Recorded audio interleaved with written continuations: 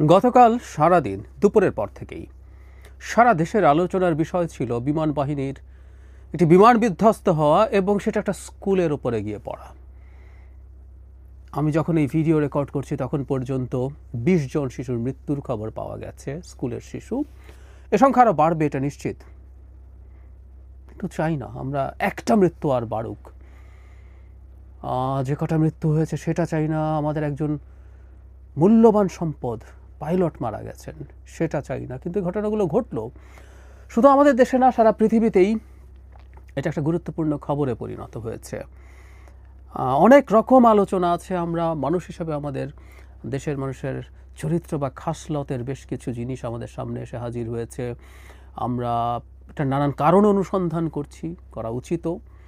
এবং বিশেষ করে একটা আলোচনা যে বিমানটা ক্র্যাশ করলো F-7 BGI, এটা মূলত একই মানে বাংলাদেশের বিমান বাহিনীর যে ব্যাকবোন, ফাইটারের ব্যাকবোন বলা যায়, J-7 সেটারই একটা ট্রেনিং ভার্সন এভাবে বলতে পারি। ওই প্লেনের অনেকগুলো ভার্সন, সো F-7 আর J-7 মোটামুটি আমরা একইভাবেই দেখব, কিন্তু BGIটা মূলত ট্রেনিংয়ের জন্য। সো এই বিমানটা নিয়েও কিছু কথা বলা দরকার আছে। আমি দীর্ঘদিন থেকে এটা নিয়ে কথা বলি, আমাদের বিমান বাহিনীর আদৌ কোনো কমব্যাট রেডিনেস আছে কিনা, কমব্যাট ক্যাপেবিলিটি কতটুকু আছে সেসব নিয়ে সেই আলোচনায় আসবো, সেগুলো করতে চাই। তার আগে অনেকগুলো ইস্যু নিয়ে একটু কথা বলা দরকার, কারণ হলো অনেক ডাইমেনশন তৈরি হয়েছে। একটা দুর্ঘটনা ঘটলে আমরা হাজার হাজার মানুষ একটা জায়গায় ভিড় জমাই এবং এটা অনেক সময় রেস্কিউর কাজ ক্ষতিগ্রস্ত করে, কোনো সন্দেহ নেই। এবং কোনো একটাভাবে আমাদের এই সমস্যাটা সমাধান করতে হবে কাউন্সেলিংয়ের মাধ্যমে, মানুষকে বোঝানোর মাধ্যমে। মানুষ সবাই যে ওখানে কেওস করতে যাচ্ছেন তা না, মানুষের প্রাণের টানও আছে, সত্যিই আছে। আমার মনে পড়লো রানা প্লাজা দুর্ঘটনার পর সাধারণ মানুষ ওখানে গেছেন এবং কি অবিশ্বাস্য কাজ করেছেন, কোনো রকম ট্রেনিং ছাড়া, কোনো রকম কিছু ছাড়াই হাতে হাত লাগিয়ে সেনাবাহিনীর সাথে তারা এমন কাজ করেছে যেটা পরবর্তীতে তাদের মানসিক ভারসাম্য নষ্ট করে দিয়েছে। তো মানুষ মানুষের পাশে দাঁড়ায়। শুধু সেটা না, যখন রক্ত চাওয়া হলো, শত শত মানুষ হসপিটালের সামনে প্ল্যাকার্ড নিয়ে তার রক্তের গ্রুপ নিয়ে দাঁড়িয়ে গেলেন। অসাধারণ। এবং একটা পর্যায়ে ডিএমসি থেকে বলা হচ্ছে যে আজ আর কোনো রক্তের প্রয়োজন নেই, কাল আসুন। মানে মানুষ অসাধারণভাবে সাড়া দিয়েছে। এই যে বিপদে আমরা পাশে দাঁড়াই, এটা খুব সুন্দর। কিন্তু আবারও বলছি, রেস্কিউর জায়গাগুলো নিয়ে আমাদের খুব ক্রমাগত কথা বলার চেষ্টা করতে হবে এবং প্রয়োজনে কঠোর ব্যবস্থা নিতে হবে যাতে এই জায়গায় মানুষ এভাবে ভিড় না করেন। শুধু সেখানেই না, হসপিটালেও মানুষের ভিড়ে অ্যাম্বুলেন্স যেতে সমস্যা হয়েছে এবং এই হসপিটালে যাওয়া নিয়ে সমালোচনা হয়েছে। সরকারের সম্ভবত আমি কোথাও দেখলাম অন্তত 8 জন উপদেষ্টা গেছেন, একেবারে কোনো প্রয়োজন ছিল না। সরকারের একজন গেলেই হতো এবং এই সরকারের কোনো পলিটিক্যাল কোনো হিসাব নিকাশ থাকার কিছু ছিল না। এর প্রসঙ্গেই এসছে পলিটিক্যাল হিসেব নিকেশ থাকা লোকজন, যারা পলিটিক্যাল পার্টি করেন, তারাও গেছেন। সত্যিকার অর্থে এগুলোতে না যাওয়া ভালো ছিল এবং আহ্বান জানানো ভালো ছিল, উচিত ছিল তারা যাতে কেউ না যান। কিন্তু না, এটা হয়েছে। এটা আমার ব্যক্তিগত বিবেচনায় এগুলো ঠিক হয়নি। এটা নিশ্চয়ই আমাদের একটা আলোচনার বিষয়। একটা ফানি আলোচনা এসছে, গুরুত্বপূর্ণ লোকজনও তাকে নিয়ে লিখছেন। ডক্টর সামন্তলাল সেন, আওয়ামী লীগের সময়কার স্বাস্থ্যমন্ত্রী সর্বশেষ, তাকে ফিরিয়ে এনে তার নেতৃত্বে এই সব কাজ করানোর জন্য। আচ্ছা, সামন্তলাল সেন তো বেঁচে নাও থাকতে পারতেন, আমরা কি করতাম? বা তিনি তো আওয়ামী লীগের সরকারের সময় স্বাস্থ্যমন্ত্রী হলেন এই 24 সালে। উনি যখন স্বাস্থ্যমন্ত্রী হলেন, এই যে 7 মাস এই বার্ন ইনস্টিটিউট চললো কিভাবে? কোনো চিকিৎসা হয় নাই, কারণ উনি তো ওখানে নিশ্চয়ই গিয়ে ডাক্তারি করেননি স্বাস্থ্যমন্ত্রী থাকার সময়। এই ভদ্রলোক সম্পর্কে আমার মোটামুটি একটা পজিটিভ ধারণাই ছিল। উনি আমার সরাসরি টিচার, ঢাকা মেডিকেল কলেজে উনি আমার টিচার ছিলেন এবং উনি খুবই নিবেদিত প্রাণ একজন চিকিৎসক, এটাও ভুল না। উনি এই পোড়া রোগীদের জন্য, বার্নের রোগীদের জন্য খুবই ডেডিকেটেড ওয়েতে কাজ করেছেন। কিন্তু আমি এটুকু বলতে চাই, যথেষ্ট পরিমাণ এই মুহূর্তে বাংলাদেশে এই সেক্টরের স্পেশালিস্ট আছেন যারা কেউই যোগ্যতায় ডক্টর সামন্তলাল সেনের চাইতে কম নন। আবার মজার ব্যাপার, সামন্তলাল সেনকে যদি লাগে তাহলে উনি কী করলেন এত বছর, যে তিনি কী বিশেষজ্ঞ বানালেন যে এই কাজটা আমরা ম্যানেজ করতে পারছি না? এই প্রশ্ন তো আমরা করতে পারি। যাই হোক, ওই সেই কেউ বলছেন উনি জেলে আছেন, অনেকে জানেনই না তিনি গ্রেফতার হননি, তিনি জেলে নেই। কী কারণে তিনি শেখ হাসিনার গার্বেজের পার্ট হতে গেলেন, এটা আমার কাছে সত্যিই খানিকটা বিস্ময়ের। এবং এই অভিযোগও তার বিরুদ্ধে আছে। যখন জুলাইয়ে গণ অভ্যুত্থান হচ্ছে, রোগীরা হসপিটালে যাচ্ছে, তখন স্বাস্থ্যমন্ত্রী হিসাবে তিনি হসপিটালগুলোকে তীব্র বাধা দিয়েছেন ভর্তি করা নিয়ে, লাশের সংখ্যা গোপন করার জন্য নির্দেশনা দিয়েছেন। তা যদি সত্য হয়ে থাকে, তা একটা মনস্টারে পরিণত হয়েছিলেন। কিন্তু এই সুযোগে আলাপ করছেন অনেকে, হাস্যকর আলাপ। সামন্তলাল সেনকে ছাড়া বাংলাদেশের বার্নের ট্রিটমেন্ট ইকুয়ালি চলবে, কোনো সন্দেহের কিছু নাই। সমস্যা অন্য জায়গায়, সেটা হলো এত রোগীর যখন চাপ তৈরি হয়, আমাদের আইসিইউ সহ অন্যান্য সাপোর্ট আমরা অ্যাডিকুয়েটলি দিতে পারবো কিনা, সেটা একটা প্রশ্ন। আর যারা মনে করছেন আমাদের সুবিধার অভাবে আমরা বাঁচাতে পারবো না নাকি, তাদেরকে একটু জানিয়ে রাখি, খুব বেসিক একটা মেডিকেল নলেজ। আমাদের চিকিৎসায় সমস্যা আছে, চিকিৎসকের অপ্রতুলতা আছে, সরঞ্জামের অভাব আছে, কিন্তু এটা নিশ্চিত থাকুন যে কেউ চাইলে খোঁজ নিতে পারেন। বার্নের কিছু পেশেন্টের প্রাথমিক অ্যাসেসমেন্টের পর আসলে বলে দেয়া যায় এই পেশেন্ট বাঁচবে না। সত্যি একটা গ্রেডিং করা যায়। তো আমি ধারণা করি এখানে যারা ভর্তি হয়েছেন সংখ্যাটা অনেক, এর মধ্যে আরও অনেকে মারা যাবেন। এবং এরা শিশু, এদের এই ধকল সহ্য করার, বার্নের ধকল সহ্য করার খুবই খুবই কঠিন, খুবই টাফ। সংখ্যাটা অনেক বাড়বে।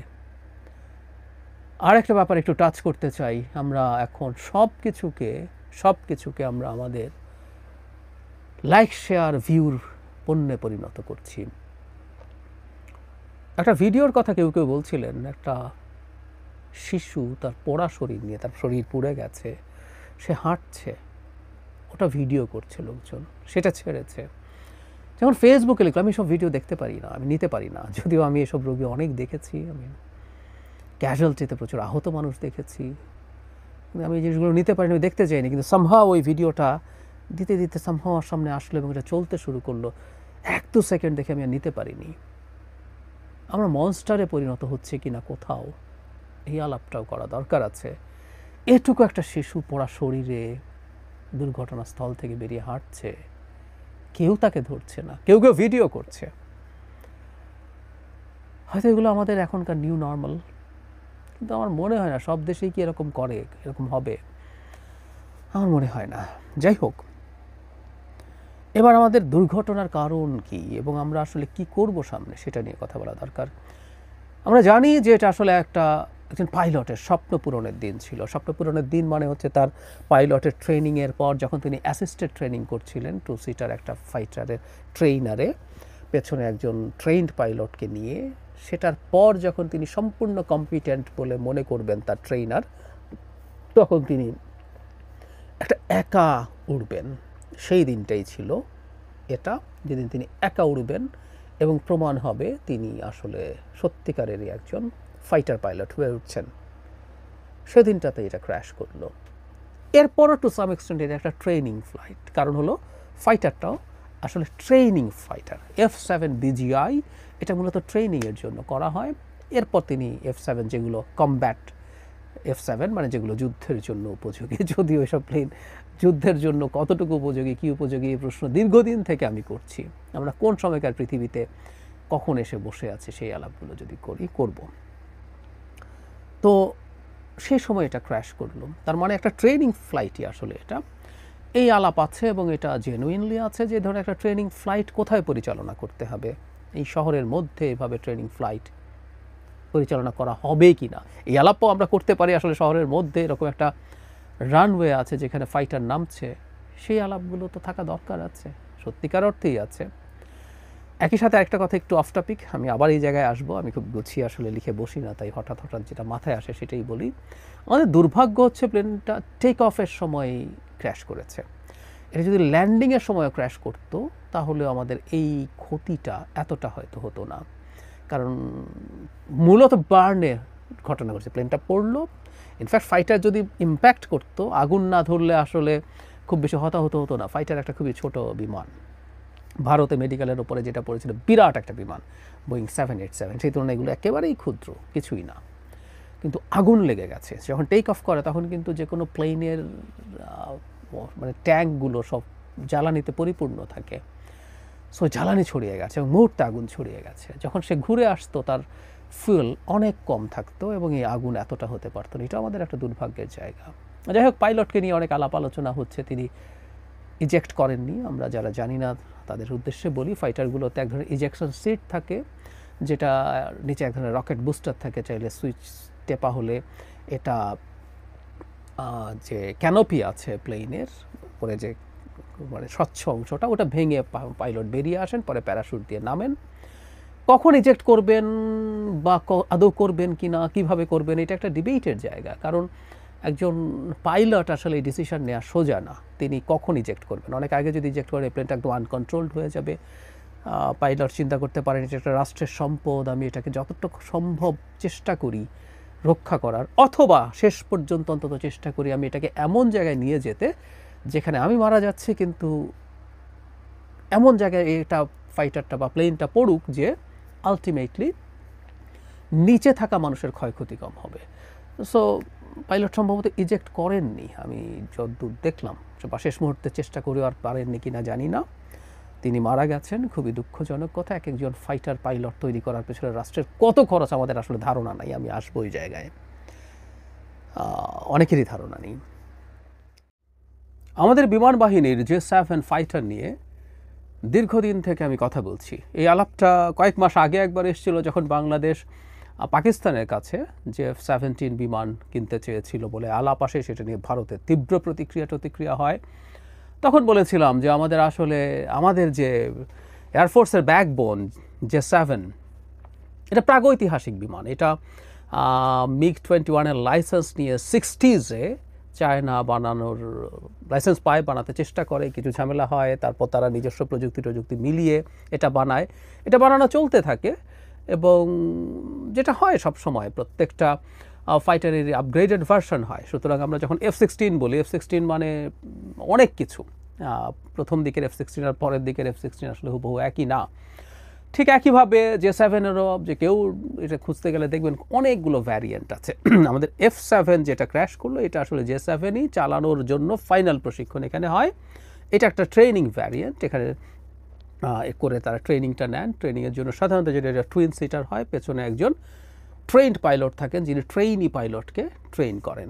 তো তখন আলাপ করছিলাম যে আমরা J-17 যদি F-17 যদি পাকিস্তান থেকে কেন কিনবো না, আমার স্ট্র্যাটেজিক সভারেন্টি লাগবে, ওটার মান কেমন আমরা যাচাই বাছাই করবো।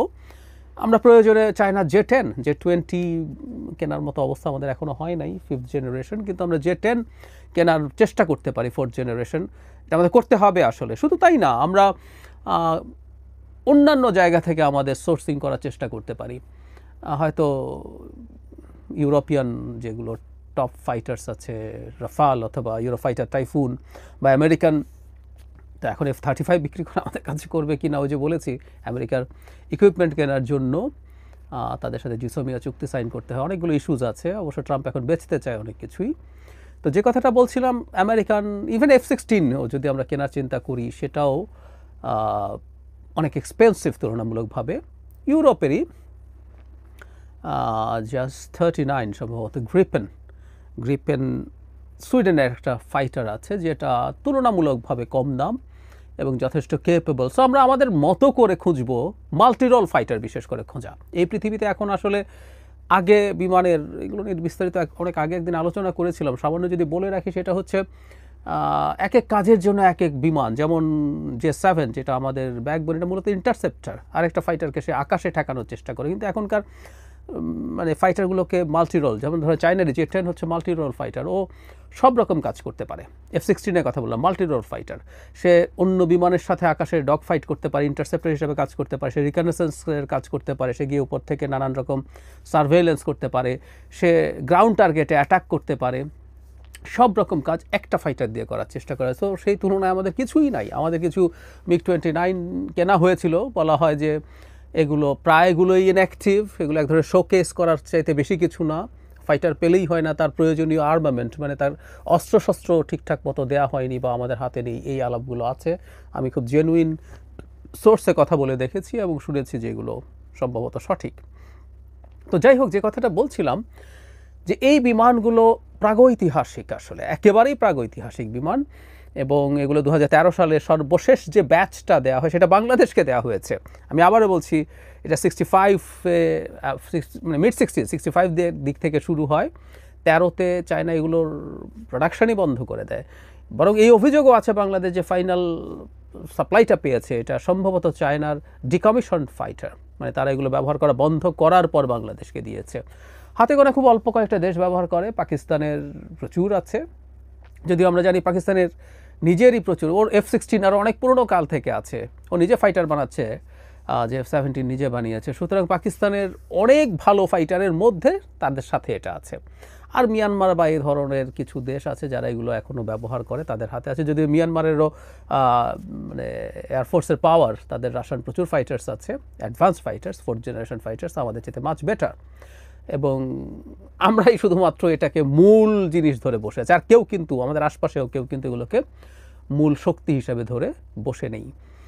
আর আমরা মানে ফাইটারের আয়ু খুব বেশি দিন থাকে না, কারণ হলো কমার্শিয়াল জেট যেভাবে লম্বা সময় ধরে সাস্টেইন করে, কারণ ওর পরে চাপ খুব কম পড়ে তুলনামূলকভাবে। কিন্তু একটা ফাইটার তার ইঞ্জিনের সক্ষমতা, তার গতি, তার ম্যানেভিয়ার, সে উল্টাপাল্টা নানান রকম মুভমেন্ট করে, ফলে যেটা হয় প্রচণ্ড চাপ পড়ে সেখানকার ফাইটারের শরীরের ওপরে, ফলে এগুলো অনেক বেশি লম্বা সময় সাস্টেইন করে না, 10 থেকে 15 বছর। সেই হিসাব যদি করি আমাদের এই ফ্লিট অনেক পুরনো হয়ে গেছে।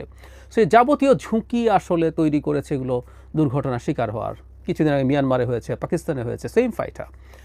বাংলাদেশেও এই ইতিহাস আছে গত 10 বছর অন্তত 3 বার। সো এটাকে আমরা খুব গুরুত্বপূর্ণভাবে দেখব এবং বাংলাদেশের উচিত হবে খুব দ্রুত তার ফাইটারকে আপগ্রেড করা।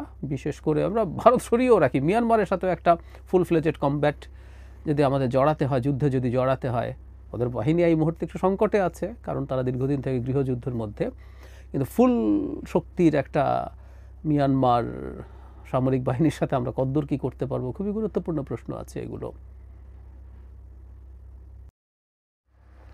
শেখ হাসিনার সময় আসলে যেটা করা হয়েছে, শেখ হাসিনা তো আসলে সামরিক বাহিনীর দিক থেকেও ভয়ে ছিলেন যে ওরা ক্ষমতা দখল করে ফেলে কিনা, তাই তিনি তাদেরকে নানা রকম সুযোগ সুবিধা, আমরা কথ্য ভাষায় বলি না, শান শওকতের ব্যবস্থা করেছেন, প্লটের ব্যবস্থা করেছেন, তিনি গাড়ির অত্যন্ত জুনিয়র অফিসাররা গাড়ি পেয়েছেন, ফ্যাসিলিটিস পেয়েছেন, বিভিন্ন প্রজেক্ট হয়েছে, সেগুলো সেনাবাহিনী বা অন্যান্য বাহিনীর দায়িত্বে হয়েছে, সেগুলোতে তাদের পদায়ন হয়েছে, বিভিন্ন বেসামরিক পদে তাদের পদায়ন হয়েছে, নানা রকম সুবিধা, ব্যাংক, এটা সেটা যা যা যা লাগে সব কিছু তাদেরকে দেওয়ার চেষ্টা করা হয়েছে। কিন্তু একটা রাষ্ট্রের নিরাপত্তার যে মূল জায়গা, মিলিটারি হার্ডওয়্যার, সেটা যে কোনো বাহিনী হোক না কেন, সেগুলোর আদৌ ঠিকঠাক মতো করা হয় নাই। এই জিনিসটাই আসলে তীব্র একটা সংকট তৈরি করেছে।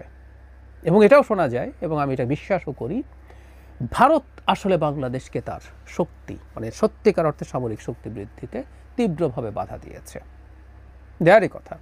এবং আমি বিশ্বাস করি সময় আমাদের আসলে কোনো স্ট্র্যাটেজিক সভারেন্টি ছিল না, বাংলাদেশ ট্রুলি একটা ইন্ডিয়ার কলোনিতে পরিণত হয়েছিল। সো ইন্ডিয়া না চাইলে আমরা কিছু করবো না। একবার কোনো একটা নিউজে পড়েছিলাম, বাইরের কোনো একটা জায়গায় খবর এসেছিল যে বাংলাদেশ আমেরিকার অ্যাপাচে হেলিকপ্টার গানশিপ কিনতে চায়। কেনা হয় নাই, এই তো দেখা যাবে ভারত এগুলো কিনতে দেবে না। সো এই পরিস্থিতি হয়েছে ওভার 15 ইয়ার্স। এখন এই মুহূর্ত থেকে ভবিষ্যতেও বাংলাদেশকে এই একটা জায়গায় নিজের সার্বভৌমত্ব নিশ্চিত করতে হবে। আমরা আমাদের ইচ্ছে মতো সমরাস্ত্র প্রকিওর করব। আমরা যদি আলোচনা করি দেখব আমাদের সেনাবাহিনীতেও আসলে, মানে আমি ভারতকে সরিয়ে রাখি, ইভেন মিয়ানমারের সাথে একটা মিয়ানমার সেনাবাহিনী এখন তার বিদ্রোহীদের সাথে যুদ্ধ করতে করতে খানিকটা ক্লান্ত হয়ে গেছে, তাদের ইকুইপমেন্টের প্রবলেম আছে, কিন্তু একটা ফুল ফ্লেজেড মিয়ানমার সেনাবাহিনীর সাথে আমাদেরও যুদ্ধ করে টিকে থাকার ক্যাপাবিলিটি কতটুকু আছে আমি সন্দিহান। আর ভারতকে আমরা কোনোদিনও আসলে আমাদের ঝুঁকির বাইরে রাখতে পারি না। এই পৃথিবী এখন অনেক টাফ দিকে চলে যাচ্ছে। আমি একদিন কথা বলবো, মানে ল্যান্ড গ্র্যাবিংয়ের ঘটনা ইউক্রেনের পর আমি বিশ্বাস করি ঘটতে থাকবে। সো আমাদের কোনো রকম কোনো প্রস্তুতি নেই, কম প্রস্তুতি না, আমাদের কোনো প্রস্তুতিই নেই। প্রস্তুতি আছে বলে আমি মনে করি না, বিশ্বাস করি না। সো এটা একটা ওয়েক আপ কল। এই ভাঙাচোরা বিমানগুলো না থাকলে আমাদের এই দুর্ঘটনা নাও ঘটতে পারত। একজন ফাইটার পাইলটের জীবন, আমি বাংলাদেশের এই F7গুলোর খবর বলতে পারবো না, কিন্তু মোটামুটি একটা ইউরোপিয়ান বা আমেরিকান স্ট্যান্ডার্ডের একটা 4th জেনারেশন ফাইটার, যেগুলো এগুলো চেতে ফ্রান্স ধরুন F-16 মতো প্লেন, বা ইউরোফাইটার টাইফুন আছে, বা আমরা রাফালকে চিনি, অনেকে রাফালকে অবশ্য তারা 4.5 জেনারেশন বলে, হোয়াট এভার। এগুলো এক একটা ফাইটার প্রতি ঘন্টা ওড়ার জন্য 30 লাখ 35 লাখ বাংলাদেশি টাকার মতো খরচ হয় প্রতিটা ফ্লাইং আওয়ার। সো আমাদের এই J7 ওড়ার জন্য আর কতই বা কম হবে, আমরা মোটামুটি একটা হিসেব যদি করি, তাহলে খেয়াল করি আমরা কত ফ্লাইং আওয়ার্স আমাদের এই পাইলটরা ট্রেইনড হন। প্রথমে একেবারে বেসিক যে ট্রেনিং প্লেন সেগুলো দিয়ে শুরু করে আজকে শেষ পর্যন্ত এই জায়গায় যাওয়া, এবং এই ইনভেস্টমেন্টের পর আমরা তাকে আবার হারাচ্ছি। ভয়ঙ্কর ব্যাপার, ভয়ঙ্কর লস জাতির জন্য। আমরা এগুলো আর চাই না। আমাদের এতগুলো শিশু মারা গেল, আরও মারা যাবে, এটা নেওয়া যায় না। কিন্তু এটা যেন আমাদের জন্য একটা ওয়েক আপ কল হয়। আমরা যেন সিরিয়াসলি আমাদের সেনাবাহিনী, বিমান বাহিনী, নৌবাহিনী, মানে আমাদের সামরিক বাহিনী অ্যাজ এ হোল খুব দ্রুত মডার্নাইজ করি। এটুকু বলে শেষ করতে চাই, যেসব লোকজন সেনাবাহিনীর মডার্নাইজেশন নিয়ে প্রশ্ন তোলেন, ওনারা অকাট মূর্খ। পৃথিবী এখন কোথায় আছে, ইন্টারন্যাশনাল পলিটিক্স কীভাবে চলে, এই অঞ্চলের জিও পলিটিক্স কী, তারা কিচ্ছু জানেন না। মুখস্থ দুটো কথা বলার চেষ্টা করেন, এবং কারো যদি মনে হয় কখনো এই ব্যাপারে বাংলাদেশের সেনাবাহিনীর মানে সামরিক বাহিনীর আধুনিকায়ন এবং আপগ্রেডেশন দরকার নেই, তাদের যে কারোর সাথে এসব নিয়ে ডিবেট করতে আমরা প্রস্তুত আছি। সরকারকে এই পথে যেতে হবে, এবং সামরিক বাহিনীর প্রতি আমার যেটা আহ্বান, শেখ হাসিনা যা করেছেন, ব্যয় করেছেন, যেভাবে ব্যয় করেছেন, এভাবে ব্যয় আসলে আমরা অ্যাফোর্ড করতে পারি না। আমরা গরিব দেশ, আমাদের গরিব দেশের সামরিক বাহিনীও গরিব হবে। গরিব ইন আ সেন্স আমাদের হার্ডওয়্যারের দিক থেকে না, ফ্যাসিলিটিসের দিক থেকে খানিকটা কমই হবে, কিন্তু আমরা হার্ডওয়্যারটাকে সেই জায়গায় নিয়ে যেতে চাই। আমি বিশ্বাস করি আমাদের দেশপ্রেমিক সামরিক বাহিনী এই পরিবর্তনটা অ্যাকসেপ্ট করবেন। তারা শেখ হাসিনার সময় যে ফ্যাসিলিটি চেয়েছেন সেটা না হলে তাদের চলবে না, তারা নিশ্চয়ই সেভাবে ভাববেন না।